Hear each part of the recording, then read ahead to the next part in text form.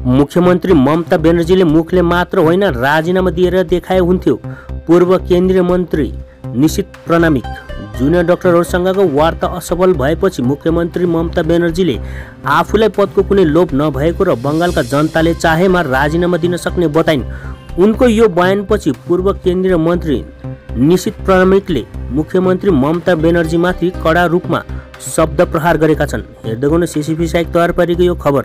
प्रथम কথা বলবো যে মমতা বন্দ্যোপাধ্যায় একজন মিথ্যাবাদী এবং তিনি যে একই মুখে বারংবার বিভিন্ন কথা বলেন এটা এর আগেও আমরা দেখেছি। দিতে পারি বা দেব এই ধরনের কথার চেয়ে নিজে প্রমাণ করে দেখাক। মুখ্যমন্ত্রীর পদত্যাগ দাবি এক, দফা এক, মুখ্যমন্ত্রীর পদত্যাগ এটা শুধুমাত্র আমাদের কথা নয়, পশ্চিমবঙ্গের সুশীল সমাজ থেকে শুরু করে ডাক্তার থেকে শুরু করে স্কুলের ছাত্রী থেকে শুরু করে প্রত্যেকটা মহিলা যারা কোনোদিনও কখনো কোনো রাজনৈতিক সংগঠনের সঙ্গে যুক্ত ছিলেন না, প্রত্যেকে পথে নেমে একই কিন্তু দাবি জানিয়েছে যে দফা এক, দাবি এক, মুখ্যমন্ত্রীর পদত্যাগ।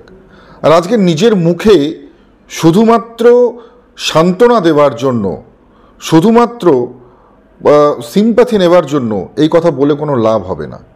যদি সত্যিকারের ক্ষমতা থাকে, উনি যে কথা বলেছেন পদত্যাগ করবার কথা, উনি পদত্যাগ করে দেখাক, তাহলে বোঝা যাবে যে মমতা বন্দ্যোপাধ্যায় সত্যিই তিনি যে কথা বলেন সেটা করে দেখান। আজকে আমরা দেখতে পাচ্ছি যখন সমগ্র বাংলা উত্তাল হয়ে গেছে, যখন সমগ্র বাংলা চাইছে যে এখানে আবার ল অ্যান্ড অর্ডার স্থাপিত হোক, যখন সারা পশ্চিমবঙ্গের মানুষ চাইছে যেভাবে এখানে গণতন্ত্র ভুলুণ্ঠিত হয়েছে সেটা আবার সেই সঠিক পরিবেশ ফিরে আসুক, মায়েদের সম্মান ফিরে আসুক, মেয়েদের সুরক্ষা এখানে সুনিশ্চিত হোক, সেই সময় দাঁড়িয়ে মমতা বন্দ্যোপাধ্যায়ের এই কথা আমি বলবো যে শুধুমাত্র কথার কথা নয়, তিনি প্রমাণ করে দেখান। এবং সেই সঙ্গে সঙ্গে এটাও বলবো যে তিনি দুঃখ প্রকাশ করেছেন যে 30 দিনের বেশি সময় হয়ে গিয়েছে যে এখনও দোষীরা সাজা পায়নি। কার কারণে পায়নি? মমতা বন্দ্যোপাধ্যায় প্রশ্রয় দিয়েছে। মমতা বন্দ্যোপাধ্যায় আজকে তিনি নিজে স্বাস্থ্যমন্ত্রী, পুলিশ মন্ত্রী, আজকে তার পুলিশ আরজি করের যে সমস্ত প্রমাণ ছিল, এভিডেন্স ছিল, সেগুলোকে রক্ষা করতে ব্যর্থ হয়েছে। 14 তারিখ রাতে তৃণমূল কংগ্রেসের অ্যান্টি সোশ্যাল এলিমেন্টসরাই সেখানে ঢুকে সমস্ত এভিডেন্সকে নষ্ট করে। এবং পাশাপাশি এই যে দাবি সাধারণ মানুষ উঠিয়েছিল যে দোষীদের শাস্তির দাবি, সেই দাবি কিন্তু মানুষের কণ্ঠরোধ করবার কাজ করে। আমরা দেখেছি বিভিন্ন জায়গায় আন্দোলন হয়েছে, সেখানে পুলিশ লাঠিচার্জ করেছে, ছাত্রদের উপর, ছাত্র সংগঠনের উপর লাঠিচার্জ করা হয়েছে। পাশাপাশি বিভিন্ন জায়গায় ডিএম অফিস দখল করা, ডিএম অফিসে ডেপুটেশন দেয়াকে কেন্দ্র করে আমরা দেখেছি সেখানেও কিন্তু পুলিশ ওয়াটার ক্যানন চালিয়েছে, লাঠি চার্জ করেছে, টিয়ার গ্যাস ছুঁড়েছে। অর্থাৎ স্পষ্ট যারা আন্দোলন করছে তাদের কণ্ঠরোধ করো। আর আজকের যে এই জুনিয়র ডাক্তারদের সঙ্গে বৈঠক, আমি বলবো শুধুমাত্র চোখে ধুলো দেওয়ার জন্য, মমতা বন্দ্যোপাধ্যায় যে কাজটা খুব ভালো পারে, চোখে ধুলো দেওয়ার জন্য, সাধারণ মানুষের মধ্যে একটা সিম্প্যাথি ক্রিয়েট করবার জন্য আজকের এই মিটিং। এবং সর্বোপরি আজকে যখন সুপ্রিম কোর্টে কেস চলছে, যখন সুপ্রিম কোর্টে আমরা দেখছি যে একদিকে সিবিআই সওয়াল করছে যে যাতে দোষীরা শাস্তি পায় সেই জন্য, আর পাশাপাশি আমরা দেখছি যে দোষীদের হয়ে কারা দাঁড়াচ্ছে। অর্থাৎ দোষীদের হয়ে আমরা যখন দেখছি 21 জনের প্যানেল, আর সেই প্যানেলে কপিল সিব্বাল থেকে শুরু করে 21 জন তাবর সুপ্রিম কোর্টের লয়ার যখন সেখানে তারা যখন স্টেটের হয়ে দাঁড়াচ্ছে, এই রাজ্যপক্ষর হয়ে দাঁড়াচ্ছে, তার মানে কি?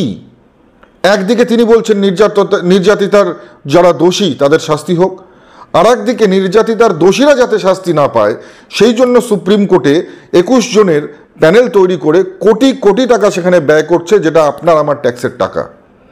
আজকে সেই জায়গাটা থেকেই আমাদের প্রশ্ন যে যদি মমতা বন্দ্যোপাধ্যায় সত্যিই চায় দোষীদের শাস্তি হোক, তাহলে কেন 21 জনের সুপ্রিম কোর্টে লয়ারদের প্যানেল তৈরি করলেন?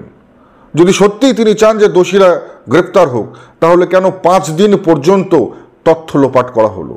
যদি সত্যিই তিনি চাইতেন যে দোষীদের শাস্তি হোক, তাহলে কি কারণে আমরা দেখেছি যে পিডব্লিউডিকে অর্ডার করে সেখানে তড়িঘড়ি যে ঘরে এই ঘটনা ঘটেছে সেই ঘরের দেয়াল ভেঙে দেওয়া হলো, সেই ঘরের যে ঘরে সেই ডেড বডি পাওয়া গিয়েছিল সেই ঘরের মেঝে অ্যাসিড দিয়ে পরিষ্কার করা হলো। কি কারণে?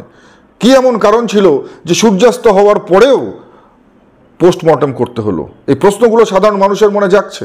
আর তারপরে আজকের দিনে দাঁড়িয়ে তিনি যখন বলছে যে আমি মুখ্যমন্ত্রীর চেয়ার চাই না, মুখ্যমন্ত্রীর চেয়ার থেকে আমি সরে যেতে পারি, পদত্যাগ করতে পারি, বলছেন কেন? প্রমাণ করে দেখান, কাজে করে দেখান, তাহলে বুঝতে পারবো যে আপনি সত্যি কথা বলেন। মমতা বন্দ্যোপাধ্যায় চেয়ারের জন্য এতটাই লোভী যে তিনি বাংলার সর্বনাশ হয়ে গেলেও, বাংলায় একের পর এক এই ধর্ষণের মতন ঘটনা হয়ে গেল, বাংলায় মায়েদের সম্মান নিয়ে ছিনিমিনি খেলা হলেও অন্তত পক্ষে এনার মতন যে ব্যক্তি কখনো চেয়ার ছাড়বেন না। কারণ ওনার মধ্যে চেয়ারের লোভটা অনেক বেশি। চেয়ারের লোভ বেশি বলেই তো মানুষের মধ্যে বিভ্রান্তি ছড়াবার জন্য, সিম্প্যাথি ক্রিয়েট করার জন্য আজকে এই ধরনের লোক দেখানো মিটিং। আমি বলবো শুধু কথায় নয়, কাজে প্রমাণ করে দেখান। শুধু মুখে বলে পদত্যাগ করব বলে নয়, পদত্যাগ করে তবে প্রমাণ করুন যে আপনি মমতা বন্দ্যোপাধ্যায় সত্যবাদী।